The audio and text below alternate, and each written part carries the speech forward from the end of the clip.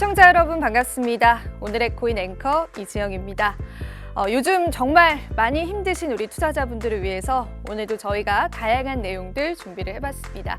우선 전거래일 뉴욕 증시는 혼조세로 마감을 했고요.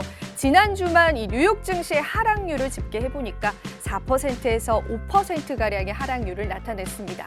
하지만 그럼에도 불구하고 연준이 금리 인상을 단행하겠다라는 의지를 표방하고 있는 이 시점에서 앞으로의 시장 저희와 함께 단단히 이겨나가시기를 바라보겠습니다. 우선 주요 경제 지표부터 살펴보도록 하겠습니다. 네, 먼저 나스닥 선물 지수는요, 11,346선에서 현재 거래가 되고 있습니다.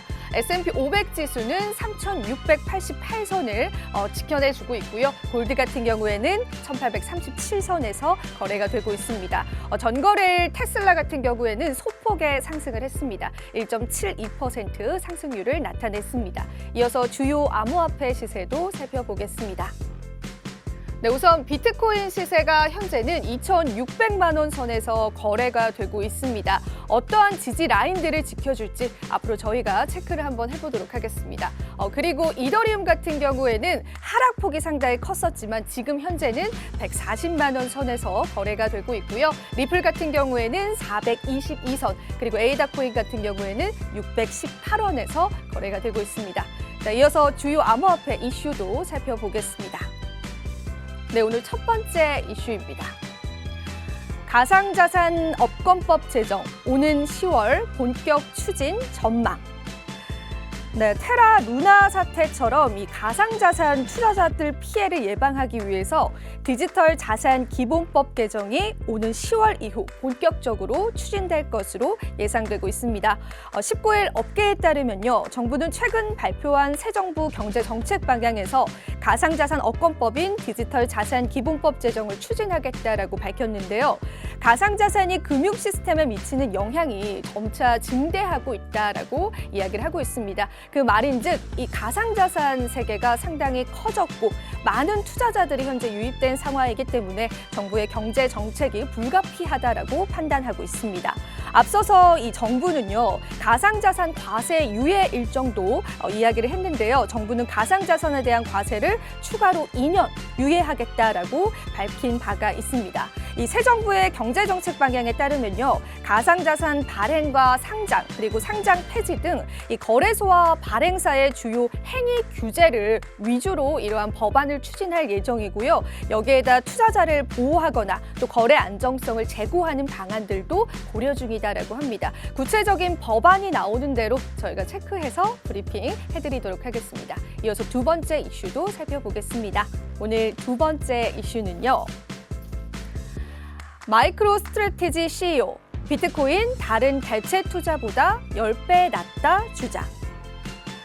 네, 비트코인 폭락에도 이 마이크로 스트래티지 CEO는요, 비트코인이 다른 투자 수단보다 10배 낫다라고 주장을 했습니다. 블룸버그 통신에 따르면요, 이 비트코인의 고래로 알려져 있는 이 비트코인의 큰손 투자자인 마이크로 스트래티지의 최근 폭락장에서 10억 달러가 넘는 투자 손실을 발생시켰다라고 이야기를 했는데요.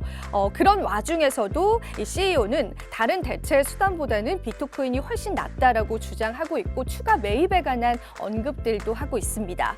한편 CNBC의 매드머니 진행자 짐 크레이머는요, 최근 인터뷰에서 비트코인은 정말 아무것도 아니다라면서 비판을 하기도 했습니다. 이번 주 초에 마이크 노보그라츠 갤럭시 디지털 CEO와 마이클 세일러 마이크로 스트래티지 CEO가 CNBC 방송에 출연을 해서 이 비트코인이 더 이상 하락하지 않을 것이다라고 발언을 했었는데, 그에 따라서 이 진행자는요, 이건 그들이 단지 그런 역할을 맡았기 때문이다라고 이야기를 했습니다.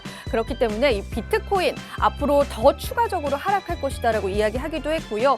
모든 참사가 시작되기 전인 12,000달러까지 하락할 것이다라고 이야기를 했습니다. 이 두 유명 인사의 의견이 엇갈리고 있는 상황에서 앞으로의 시세 계속해서 주목해봐야 할 것 같습니다. 이어서 마지막 이슈도 살펴보겠습니다. 오늘 마지막 이슈입니다. 셀시우스가 청산돼야만 13,000달러, 비트코인의 하락이 끝난다입니다. 셀시우스가 청산될 때까지 비트코인 가격 하락이 지속될 것이다라고 내다보는 전문가가 있었습니다. 지금 이 자료 같은 경우에는 아담백이 공유한 자료인데요.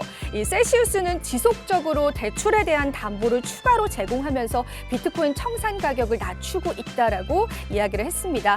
사실 앞서서 암호화폐 대출 플랫폼 회사인 셀시우스가 루나 사태 이후에 뱅크런 사태를 막기 위해서 출금 중단 조치를 내리기도 했었는데요. 이 자료를 아담은 제공을 하면서요. 이 한국 시간 19일 오전 4시 50분 그러한 시점에서 현재 셀시우스는 23,900 상당의 비트코인을 담보로 하고 있고요. 그 부채 규모는 2억 2,400만 달러라고 합니다. 이 비트코인 가격 18,500달러를 기준으로 한 담보 비율은 197.79%이고요. 청산 가격은 13,600달러 수준이다라고 하기 때문에 이러한 셀시우스가 청산이 돼야만 우리 비트코인 시장도 하락이 끝날 것이다라고 내다봤습니다.